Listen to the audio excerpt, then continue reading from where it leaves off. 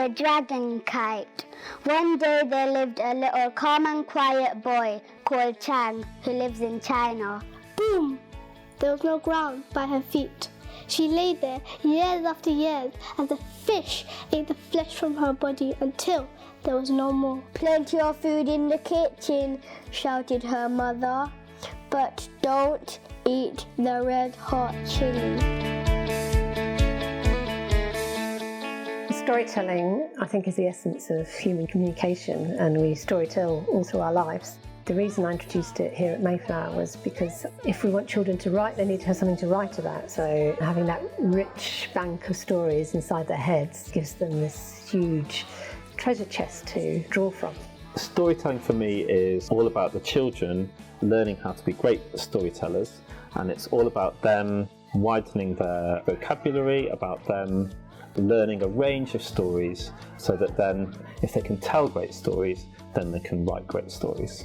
So I've been at Mayflower now for 7 years, and I came, and what pulled me, what drew me to Mayflower was when I looked at the curriculum, it was all through stories and storytelling, and how do they do this? Usually you learn maybe through a topic, so say mini beasts, and everything comes from that, whereas now it's your story. So you've got that way in to learning and everything comes from that. Suddenly Chang fell all the way down to the bottom of the rusty cave. She quietly popped it into her mouth and then crunch. The storytelling approach fits in really well at Mayflower because we have a very topic-based curriculum, and the story is at the centre of all learning. So we will use it in history, we will use it in science, we will use it in any aspect of learning where we are asking the children to write something. Where we've had topics like in history, where we've done the Tudors, we've used lots of stories to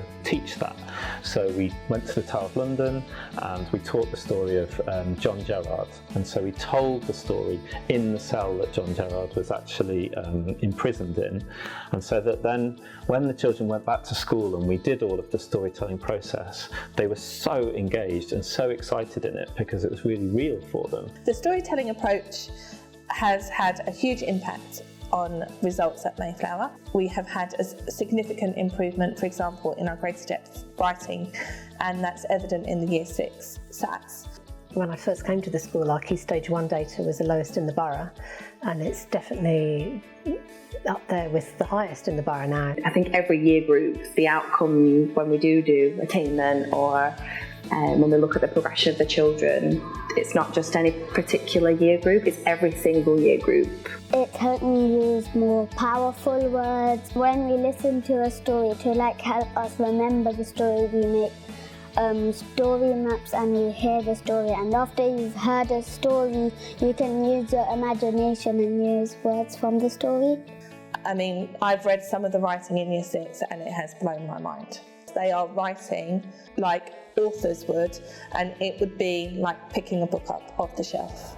I would say that the quality, since I've worked at Mayflower, I can see rising every year as children are able to engage with the stories more, and that comes from an experience of the language that they're using or being exposed to, as well as the different creative stories or narratives, and then really getting to go hands-on with their learning. So I really like the deepening stage of storytelling, and as the art lead I'm really passionate about the creative arts, so using drama and using art to deepen the children's understanding of stories. In Year 2 we were doing a story about going into a forest, and so we created this theatre with all of the different parts of the forest coming in, like the creepers and the trees, and so through them doing that piece of artwork they were developing all this language about where the creepers are, how they entwine each other, what's on the floor, what's amongst the trees, and so when they came to then doing the writing it was so much more powerful. Fireworks came blowing out of her mouth. He felt sympathy, he felt guilt for this poor old girl. One of the most effective, powerful examples of the impacts of storytelling are with children who are identified as having developmental language disorders. So our speech therapist was so impressed with the effects it had on children on her caseload, she asked us to extend the storytelling training to all the speech therapists that she works with. A lot of our children come in with either low-level language or English as an additional language. They can look at a story map and they can understand that actually this part of the story map is our once upon a time, and when it comes to retelling they can use that, and you can see that that's where they're confident. It doesn't matter whether you think you are a good writer or a not so good writer. The storytelling approach means that every single member of your class is involved, is part of it, and they have a value. It instills a confidence in the children that they are able to do it. Which 3 children are feeling super confident? In my experience, we've got children who are autistic, children with developmental language disorders and other different needs, and they've all been able to access storytelling in a meaningful way, but most importantly, they've all really, really enjoyed it.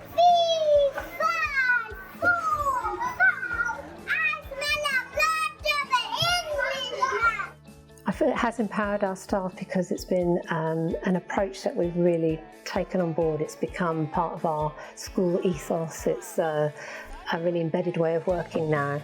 As a school, it's more an approach, like an ideology even, or a belief in how we teach writing rather than a scheme.